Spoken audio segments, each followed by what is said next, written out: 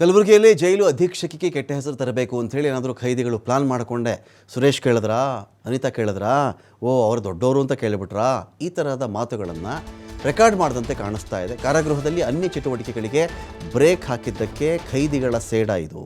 ಜೈಲಿನ ಅಧೀಕ್ಷಕಿ ಅನಿತಾ ಅವ್ರನ್ನ ಹೇಗಾದರೂ ಮಾಡಿ ಎತ್ತಂಗಡಿ ಮಾಡಿಸ್ಬಿಡಬೇಕು ಅಂತಾನೆ ಇಂಥ ಪ್ಲಾನ್ ಮಾಡ್ಕೊಂಡ್ರೆ ಗೊತ್ತಿಲ್ಲ. ಅನಿತಾ ಅವ್ರಿಗೆ ಹಣ ಕೊಡೋಣ ಅಂತ ಹೇಳಿ ವಿಡಿಯೋ ಮಾಡಿದ್ದಾರೆ ಖೈದಿಗಳಲ್ಲಿ. ಅಕ್ಟೋಬರ್ 14ನೇ ತಾರೀಕಿನಂದು ಜೈಲಿನ ಅಧೀಕ್ಷಕಿಯಾಗಿ ಅಧಿಕಾರ ಸ್ವೀಕರಿಸಿದ್ರು. ಅಕ್ಟೋಬರ್ 16ಕ್ಕೆ ಖೈದಿಗಳು ಜೈಲಲ್ಲಿ ಕೂತ್ಕೊಂಡು ಹಣ ನೀಡೋ ಬಗ್ಗೆ ಮಾತುಕತೆ ಮಾಡ್ತಾ ಇದ್ದಾರೆ.